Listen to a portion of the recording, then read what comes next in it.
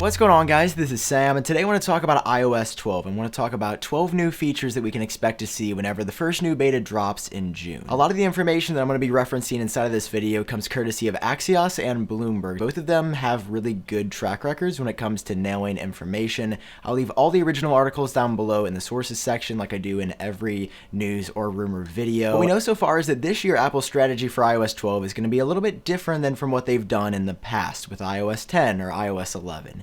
Instead of adding a lot of new features at the same time, like with iOS 11, so many to the point where it was buggy and a lot of users were complaining about the overall stability and usage, Apple's going to add a core set of new features, but really focus on performance, stability, and bug fixes, so that when iOS 12 releases in the fall for everyone, that's the anticipated release date as of right now, it's going to be a really great version of iOS rather than a good or okay version of iOS with tons and tons of features. So we're not expecting to see that many new features this year, but rather a lot of refinements on iOS 12 to make the overall experience better. In 2017, Apple had a lot of slip-ups. It was not a very solid release cycle. There were just a lot of issues, and users noticed that. So I'm so happy to see, or at least hear, that in 2018 with iOS 12, rather than focusing on a million new features that are all okay and sort of polished, Apple is going to be focusing on just a really great version of iOS 12. Let's go ahead and jump into what we can expect to see. At number one, this is one of the biggest features that will be coming to iOS 12, and that is the idea of cross-platform apps between iOS 12 and macOS 10.14. With those two updates, apps on the iPhone, some apps, not all of them, will be able to work on the Mac, which is a very revolutionary idea, very progressive idea, but it's also something that I'm really excited to see. For example, Twitter just killed their official Mac app, so there's no official way to browse Twitter on your Mac desktop now. You have to go to a third-party application.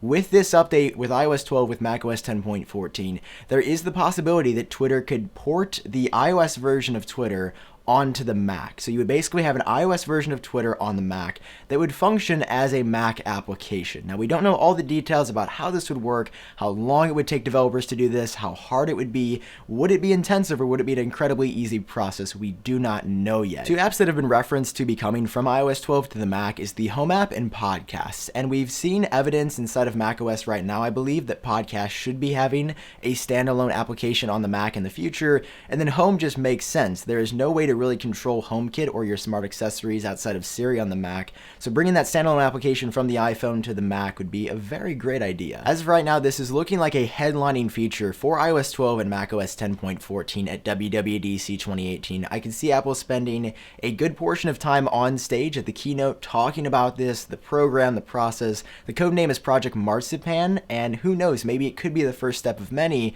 for iOS and macOS eventually becoming the same platform. We don't know if Apple is going to talk about that or the future of the two platforms and where they're going, but this could be a very nice first step to the combination of both. At number two, multiplayer for augmented reality games. Augmented reality I've had a love and hate relationship with. I've used it, and I think ARKit 1.5 and iOS 11.3 was another good step forward, where you can use like movie posters and other vertical surfaces with your augmented reality and AR applications. That being said, I haven't found that much use for AR in my daily life. During the summer, honestly, I hyped it up a lot. I was really excited for it. I made 2 videos about a lot of cool AR demos that were going to be coming, but now, few months later, I just don't use AR that much. I've tried the really cool measuring apps, and I just haven't had great success. For me, a ruler or tape measure has always just been a lot more accurate and sometimes even easier than pulling out my phone, and I think if Apple can continue to refine AR, make it better. They're going to add multiplayer gaming functionality in iOS 12 for augmented reality games. Sounds like it's going to be a lot of fun. It could help push the platform forward. However, I don't know if that's going to be enough to entice me to continue to use or try to use AR again every single day, or at least on a regular basis. So on top of multiplayer functionality for AR, because Apple is so dedicated to the platform, I think we'll probably be seeing some other AR announcements as well, but that's only speculation. The only rumor that we've heard is for multiplayer support. At number 3, we're going to be seeing new parental controls in iOS 12. Apple has confirmed that new parental controls to monitor screen on time and usage are definitely coming at some point in the future, and the rumors indicate that we will be seeing those new features as part of iOS 12. I don't know if younger people are going to be a huge fan of these changes, but on iOS 12, parents will be able to monitor screen on time, what apps you're using, how long you've been using them. I don't know if you'll be able to see what you've been doing in those applications, but definitely a better look at application usage and screen on time, because there is a concern that, maybe staring at a phone for 7, 8+ hours a day isn't good for you. There's just not a whole lot of conclusive research yet. There's some things that lean either way with any form of research. So in iOS 12, new parental controls are coming. I mocked up how it could look. I think that this would be very realistic to see under the restriction setting. Apple is going to likely do something very similar to this, but because it could be considered a digital health tool, there's also the chance that we could see an option like this in health. Number 4 is the change that I want to see in iOS 12 the most, and that is group FaceTime. We don't know if this is going to be happening for sure, as with any of these other rumors, but this one in particular, Bloomberg claims that Apple is exploring the possibility of group FaceTime. They are looking into it. And I've heard that there were some possible legal reasons as to why Apple can't implement this feature, but it's something that I know I really want to see, something that when I've mentioned it to anyone else when I was working on my iOS 12 concept, everyone wants to see this. They were like, yeah, why can't I call 2 or 3 or 4 friends in the same place from FaceTime? It is only one-on-one right now. It has been one-on-one since the beginning, and we've heard in general there should be some FaceTime video calling improvements in iOS 12, whether that comes in the form of group FaceTime or in video calling improvements, like in the quality or audio quality, we don't know. But I'm really hoping that we see group FaceTime in iOS 12 because that is something that I've wanted to see forever. Number 5 directly relates to FaceTime improvements with number 4. In iOS 12, you are said to be able to put Animojis on your face during FaceTime, which sounds really gimmicky, but also a good way to spruce up a FaceTime conversation. I mocked up how it could look if Apple goes this route. It'll probably look at least similar to this, but of course, when you have the live tracking, it should end up being pretty impressive. I'd be really excited to see how this looks, how it works, if all the Animoji characters will be supported or only just a few. Maybe Animojis in FaceTime are the group FaceTime improvements or FaceTime improvements in general that we've been hearing about. It's not exactly that clear yet, but I'm hoping that we see general FaceTime improvements on top of being able to use Animojis in FaceTime with iOS 12. It'd be a fun feature. It would get more people engaged with FaceTime for sure, although not really having that much practical benefit. Moving on to number 6, this is probably the most ambiguous or unclear change coming in iOS 12 out of all of them. There are going to be improvements to the Photos app. We don't know if that's going to be the algorithm or how photos are sorted or how faces are detected. We have heard in the past that there should be some improvements coming to the Photos app. We have no clue what those will be.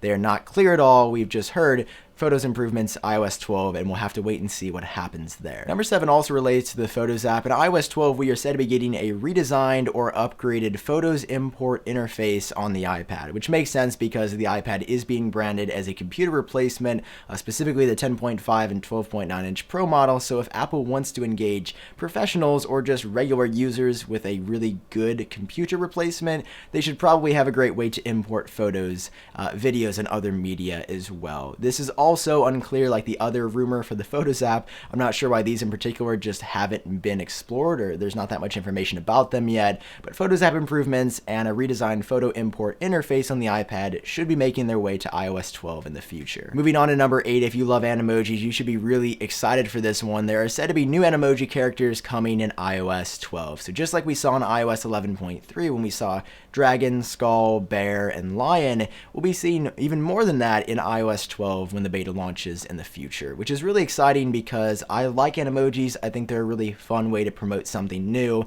I could totally see Apple slapping those into any iOS 12 Mark U materials that they come out with because they are a very distinct and unique feature, and they do a great job of marketing the product because they're fun, they're quirky, a little bit weird and sketchy sometimes, but overall, they are a great feature that a lot of users seem to enjoy. We've also heard that iOS 12 will bring Animojis to the iPad. Definitely not on any of the current versions like the 10.5 or 12.9 inch Pro or even the lower end model, but a brand new Face ID enabled model with a nearly bezel-less design, no home button. If you want to see a video that I've made on that product specifically, what we can expect to see there, I'll leave it linked up in the top right hand corner of the screen. Long story short, it looks like it's going to be pretty incredible when it launches, and because it will have the Face ID camera system and not Touch ID, Animojis will be coming to that device. I assume that they would be the exact same Animoji set that we currently see on the iPhone 10, but maybe if Apple wanted to switch things up, have an exclusive Animoji to that new product, I could totally see them doing so. And number 9, for anyone interested in the financial sector, the Stocks app should be getting a redesign with iOS 12. Now, out of all the apps Apple could have chosen in iOS 12 to tweak or redesign,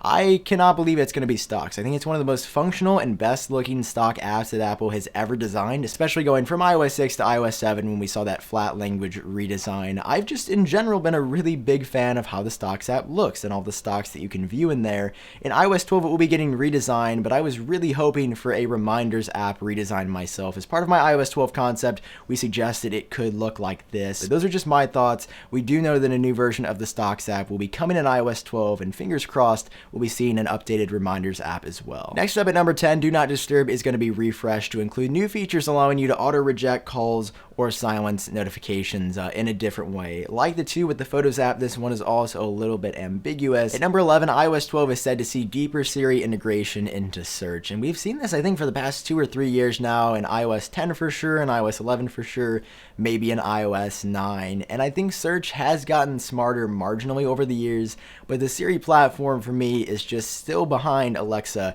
and the Google Assistant. Finally, to wrap things up at number 12, iOS 12 is said to feel more responsive. This is also one that you can read into a lot, but one that we just don't know a lot about. It could mean that maybe swiping feels more responsive. It could be that the interaction just feels better overall. Maybe that any lag or slowness on older devices will be removed, or that it will still be there, but it's just better on newer devices. I'm hoping that everything I just mentioned comes true. I think on newer devices in general, iOS and the new version of iOS every year always feels fantastic and great.